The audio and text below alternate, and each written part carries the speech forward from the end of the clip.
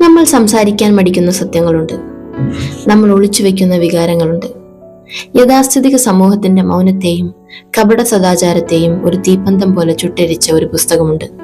അതാണ് മാധവിക്കുട്ടിയുടെ എന്റെ കഥ. മലയാളിയുടെ ഉള്ളിന്റെ ഉള്ളിലേക്ക് മാധവിക്കുട്ടി നടത്തിയ ഒരു യാത്രയാണിത്. ഈ പുസ്തകം ഒരു വെളിപ്പെടുത്തലാണ്, ഒരു വിപ്ലവമാണ്. ഈ പുസ്തകത്തിലൂടെ നമുക്കൊന്ന് സഞ്ചരിച്ചു നോക്കാം.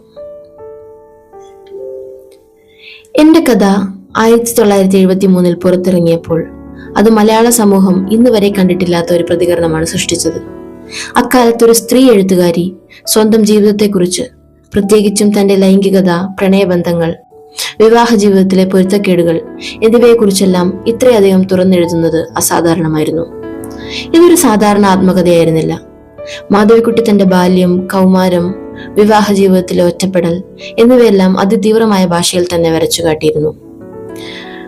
പുസ്തകം ഒരു വിവാഹ ഉടമ്പടിയിലെ സ്ത്രീയുടെ അടിമത്തത്തെക്കുറിച്ചുള്ള വിമർശനമായിരുന്നു. താൻ സ്നേഹിക്കപ്പെടാൻ കൊതിച്ചതും ആത്മാർത്ഥമായ പ്രണയം തേടിയുള്ള അവരുടെ അലച്ചിലുമാണ് ഇതിലെ പ്രധാന പ്രമേയം. എന്റെ കഥയുടെ ഏറ്റവും വലിയ പ്രത്യേകത ഇത് സത്യമാണോ ഭാവനയാണോ എന്നതിലെ സംശയമാണ്. പുസ്തകം പുറത്തിറങ്ങിയ ശേഷം മാധവിക്കുട്ടി തന്നെ ഒരു അഭിമുഖത്തിൽ ഇതിലെ ചില ഭാഗങ്ങൾ തന്റെ ഭാവനയിൽ നിന്ന് എഴുതിയതാണെന്ന് പ്രസ്താവിച്ചു. ഇവിടെയാണ് ഈ കൃതിയുടെ ദാർശനികമായ ആഴം.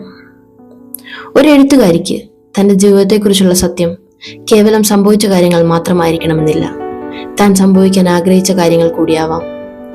അവർ എഴുതിയത് മാധവിക്കുട്ടിയുടെ ജീവിതം അല്ലെങ്കിൽ പോലും അത് ഒരുപാട് സ്ത്രീകളുടെ പുറത്തു പറയാനാവാത്ത ജീവിത സത്യങ്ങളായി നിലകൊള്ളുന്നു. സ്ത്രീയുടെ ആത്മാവിന്റെ ആത്മകഥയായി ഈ പുസ്തകം പരിണമിക്കുന്നു. ഈ കൃതി മലയാള സമൂഹത്തിന് നൽകിയ പാഠങ്ങൾ നിരവധിയാണ്. സ്ത്രീയുടെ ലൈംഗിക സ്വാതന്ത്ര്യം.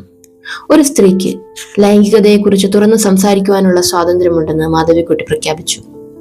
ആത്മാർത്ഥമായ പ്രണയം. വിവാഹ ബന്ധങ്ങൾക്കപ്പുറം ആത്മാർത്ഥമായ പ്രണയം തേടുന്ന ഒരു മനസ്സിന്റെ വേദന ഈ നോവലിലുണ്ട്. ഏകാന്തത. പുറമെ പ്രശസ്തിയുടെ ലോകത്ത് ജീവിക്കുമ്പോഴും ഉള്ളിൽ അനുഭവിക്കുന്ന അഗാധമായ ഏകാന്തതയും ശൂന്യതയും ഈ കൃതിയുടെ കാതലാണ്. മാധവിക്കുട്ടി എന്റെ കഥ എഴുതി തീർത്തത് മറ്റൊരാളുടെ കഥ പറയുവാനായിരുന്നില്ല, മറിച്ച് ഓരോ വായനക്കാരോടും അവർ ആവശ്യപ്പെട്ടു, നിങ്ങൾ നിങ്ങളുടെ കഥ തുറന്നു പറയണം. നിങ്ങളുടെ ജീവിതത്തിലെ സത്യങ്ങളെയും ആഗ്രഹങ്ങളെയും ഭയമില്ലാതെ അഭിമുഖീകരിക്കുക. നിങ്ങളുടെ ആത്മാവ് മരിക്കാതിരിക്കാൻ വേണ്ടിയെങ്കിലും നിങ്ങൾ അത് ചെയ്യണം.